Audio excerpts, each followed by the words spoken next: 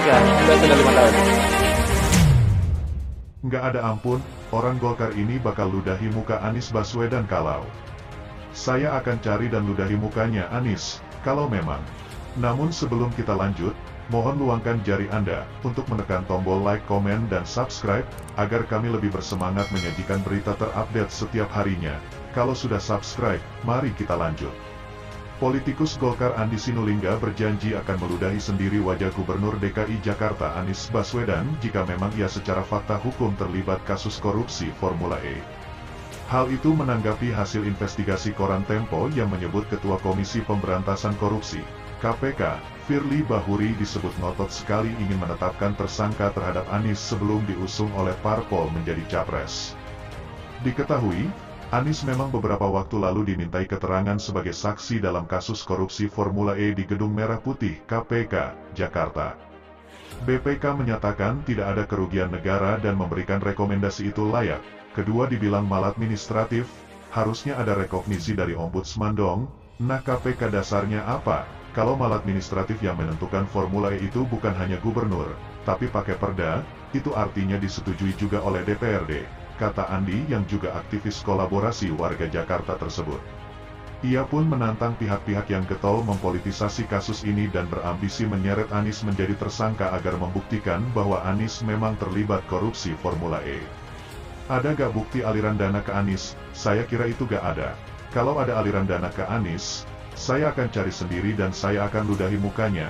Anies, itu kalau memang dia sehina itu, tantangnya.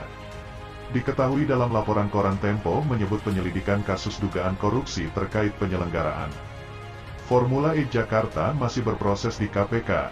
Disebutkan bahwa pimpinan KPK memaksakan pengusutan kasus ini untuk segera berkembang ke penyidikan dengan tersangka Gubernur DKI Jakarta Anies Baswedan. KPK dengan tegas mengatakan pengusutan dugaan kasus korupsi Formula E tetap dikebut.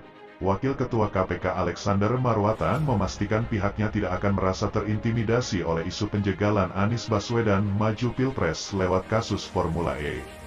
Kasus Formula E, apakah tidak takut kasus ini dipaksakan? Kenapa harus takut? Kami hanya bicara tentang hukum, tidak terpengaruh oleh politisasi atau kriminalisasi terkait dengan rumor yang ada di luar itu, tidak ada kaitannya sama sekali, tegasnya. Kami sudah mempertimbangkan juga bagaimana proses lidik itu kita buka saja supaya masyarakat, teman-teman wartawan juga mengetahui apa sih dari hasil lidik itu yang diperoleh oleh KPK, dari keterangan para saksi yang sudah dipanggil apa yang mereka terangkan. Supaya apa? Supaya masyarakat tidak lagi curiga seolah-olah kami ini mengkriminalisasi seseorang, tambahnya menuntaskan. Terkait hal itu, pakar hukum pidana dari Universitas Al-Azhar, Suparji Ahmad, berpendapat, Komisi Pemberantasan Korupsi, KPK, tidak bisa menjegal Anies Baswedan maju ke pemilihan umum, pemilu 2024 mendatang dengan menjadikan dia sebagai tersangka di kasus Formula E, karena, menurutnya, memang tidak ada pidana yang dilakukan Anies dalam kasus tersebut. Peluang menjegal Anies tidak bisa karena tidak ada perbuatan pidana yang dilakukan Anies dalam kasus Formula E, kata Suparji. Suparji meminta agar KPK menjunjung tinggi independensi, objektivitas, dan agar tidak menjadi alat bagi siapapun, termasuk dalam kasus dugaan korupsi di Formula E. Jika tidak ada pidana dalam Formula E, maka kasus harus segera dihentikan. Dalam pekerjaan tersebut tidak ada unsur-unsur pidananya, jadi ya, harus dihentikan karena tidak ada bukti-bukti perbuatan pidana, kata dia. Sebelumnya, diberitakan dalam koran Tempo edisi tanggal 1 Oktober tahun 2022 disebutkan bahwa Ketua KPK Firly Bahuri diduga mendesak penyidik untuk segera menetapkan ex-gubernur DKI Jakarta itu sebagai tersangka pada kasus Formula E.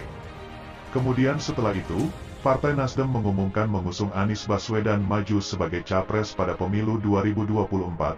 Pengumuman ini disampaikan langsung oleh Ketua Umum Partai Nasdem Surya Paloh. Nah, gimana menurut kalian? Mungkin itu saja yang dapat kami sampaikan. Jika ada salah kata mohon dimaafkan, karena kesalahan datang dari saya pribadi, yang tak luput dari yang namanya salah dan dosa.